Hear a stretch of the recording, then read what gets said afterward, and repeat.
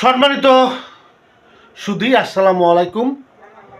আমি এখন জনপ্রিয় হোমিও হল মুসলিমনগরে আছি। আমার সাথে যাকে দেখতে পাচ্ছেন উনি প্রখ্যাত সরাকার ও প্রখ্যাত হোমিওপ্যাথিক ডাক্তার মতুর রহমান মনির, যার উৎসাহ উদ্দীপনায় আমি এই হোমিওপ্যাথি জগতে পদার্পণ করেছি। এবং আপনারা জানেন অনেকেই যে আমি লেখালেখিটা শুরু করি তারই অনুপ্রেরণায়। তো আজকে যে বিষয়টা নিয়ে আমি আলোচনা করব ওস্তাদের সাথে, সেটা হচ্ছে যে অ্যাসিড ফস। হোমিওপ্যাথিতে একটা মেডিসিন আছে হোমিও মাদার অ্যাসিড ফস। এই অ্যাসিড ফসটা আসলে কোন কাজে সবচেয়ে বেটার, মানে খুব ভালো কাজ করে, কোন রোগীর ক্ষেত্রে ভালো কাজ করে একটু বলেন যদি প্লিজ।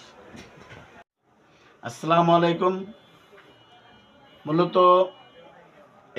অ্যাসিড ফস সম্পর্কে যতটুকু আমার সুদীর্ঘ ৪৫ বৎসর ডাক্তারি জীবনের অভিজ্ঞতা, অ্যাসিড ফস একটি সুগারলেস উইথ সুগার,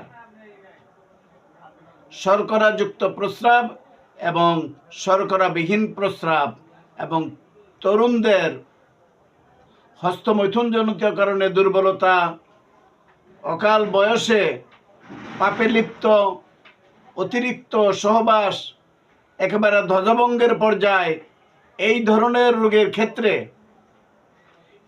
অ্যাসিড ফস একটি মারাত্মক সফলতা কাজ করে। যৌবন যেখানে শেষ, যৌবন অ্যাসিড ফস সেবনের কারণে আবার পুনরায় শুরু। এটি আমার চিকিৎসা জীবনে আমি অনেক সফলতা পেয়েছি অ্যাসিড ফসের। এছাড়াও ঘন ঘন স্বপ্ন দোষের জন্য অতিরিক্ত সফলতার সহিত অ্যাসিড ফস কাজ করে। ধন্যবাদ।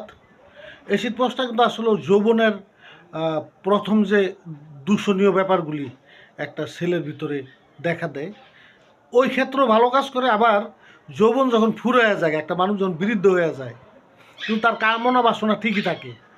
হ্যাঁ, মধ্যবয়সী ৬০-৭০ বছর বা ৭৫ বছরের এদের ক্ষেত্রে অ্যাসিড ফসটা খুব চমৎকার কাজ করে। ধন্যবাদ।